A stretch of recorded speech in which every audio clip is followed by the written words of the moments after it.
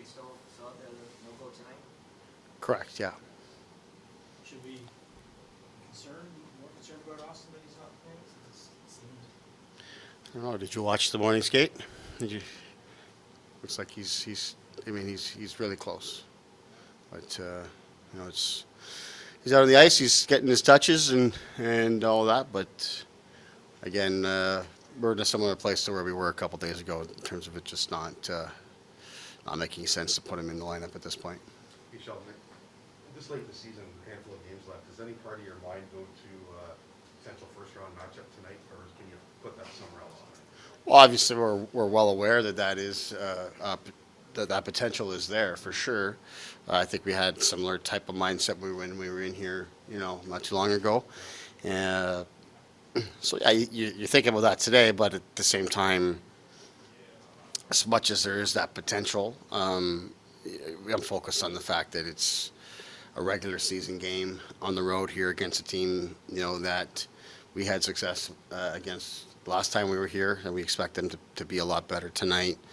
I think anytime you start thinking or feeling about what might be coming ahead or what the situation might be, you kind of lose the moment. So we're just going to stay right here and focus on the fact that, it's going to be a tough road game here for us tonight. What did you like about the way your team played in this building not long ago? I like that. I like that we got on top of them early and were able to score and played with the lead a lot in the game. We pulled away in this back half of the game, but one of the things that we talked about as a team is, it's a lot tighter game than the score ends up being. We got some really good saves from Jack, and that allowed us to stay even in the game. They had some great opportunities in that game to go ahead, and we got some great saves and allowed us to hang around and then pull away from there. But the game itself was far tighter, especially in the first 30 minutes or so of the game than what the game ended up being. So as much as we feel good about the result that we got in here and how we played, we recognize that in order to consistently win against teams of this caliber, we have to be even better than we were last time out in here. Shalgren tonight. Yeah, Shalgren tonight. I mean, we really looked at the schedule for the week.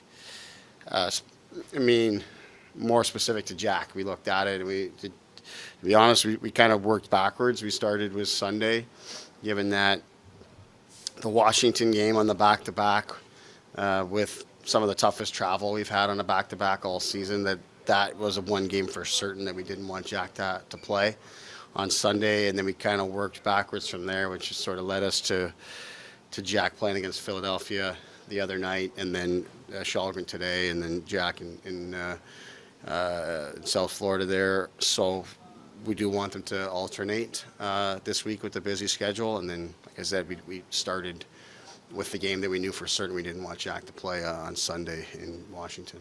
What have you learned about Shalgren? What's your take on him? Just more that what my first instinct on him was, which was that he's even keel, he's calm and confident in himself. He's done a good job for us in games. I mean, he's helped us win some very important games, and he's found a level of consistency. I think, you look at some of the numbers and the stats and things like that. I don't think they speak to the fact that he's played good hockey for us, made good saves when we've had breakdowns, and helped us win games. So, he's gotten a great opportunity here, probably a greater opportunity than he ever thought he would get here, but he's obviously prepared himself for it. So, we've been really happy with him. Sheldon, understanding there's a game tonight, just looking ahead to Florida, why do you think Mason Marchment has developed to the player he is today? Obviously, he would put in a lot of work, which he did from the very time he turned pro, and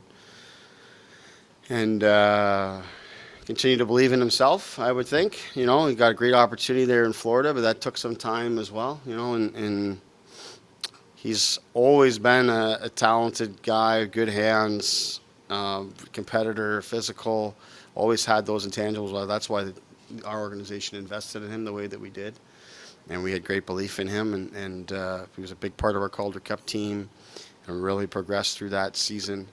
But it's taken him a long time to get going. And even when we traded him to Florida, I mean, it was not a finished product at that point. In fact, I think he went and played in the minors and in Florida system, and they didn't take him into the bubble there in that first year.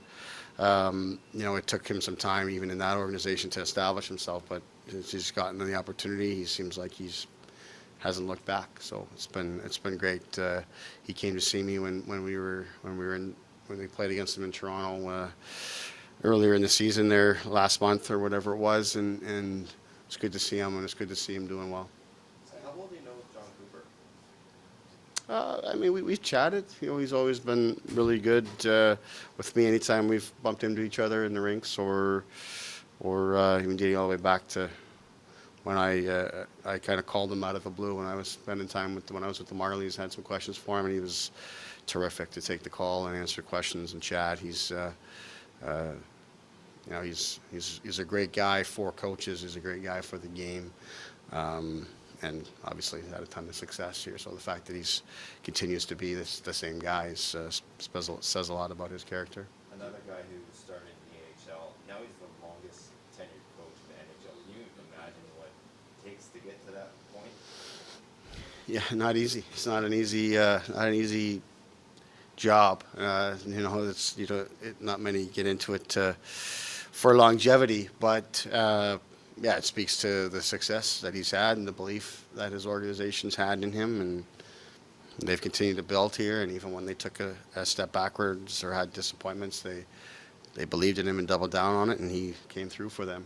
Did you learn anything in particular from that call? At the time, he and I we were chatting about 11 forwards and 7 defensemen, which is something that he was using a lot here in Tampa, and we were in a position there my first year at the Marlies where we were making a similar decision, and I just chatted with him about how that plays out for him. There's a lot of offense this year in the NHL, a lot of 100-point scorers, a lot of 50-goal scorers. Do you have any theories as to why offense has sort of come to the fore this season? No, it's hard to say. I mean, it's felt like the game was trending in this direction for a while, but it hasn't really clicked. And then it seems to this season just really bumped up, and goaltending seems to be down, shooting seems to be up. I guess only time will tell whether it's sustainable and it's going to stay that way, or if it's just a one-off. It's very funny times, the COVID schedules and lineups, haven't been always, at full bore, given that, COVID has had major disruptions. Injuries occur all the time, but COVID has changed things up. So I don't know. I think you could drive yourself crazy trying to sort out exactly what it is. I don't think, in terms of how the game is played this season versus, certainly from 10, 15, 20 years ago, it's a lot different, but I don't think it's any different than what I saw last season or the season before or what have you. So I think in that sense, you can't really put your thumb on it, but I think it's a good, healthy thing for the league. It's hard to keep teams together in the cap era here with Tampa. How do they look different, if at all, from the last couple of years with the guys they lost and maybe the guys they brought in the deadline there with Paul and Diego? Yeah, I mean, I think first of all, you look at the strength of their team starts in goal and then on defense, and that's remained pretty much intact. So there's that part of it. And then on forward, the core of their team remains the same. The drivers of the team, obviously, the guys that they lost, those were really important pieces of their team. But like you say, they aggressively went out and filled those holes and filled those spots, and they have a little bit of a different look and different feel now. And even the lines they're playing with now are a lot different than when we were in here last. But it certainly added to their depth and gives that core the support that they had previously. Stamkos has tied St. Louis for the franchise scoring record down here. What has stood out to you about the way he goes about his business from afar? Just guy continues to work. He finds places on the ice where goals can be scored, and he can use the weapon that he has, a quick release. So that's what I see. A guy consistently finds those places, and the guys who score the most seem to find those pockets, and there's some real trends when you look at how they score. and yet it's difficult to stop. So it just speaks to the ability and the sense and the execution, all those things.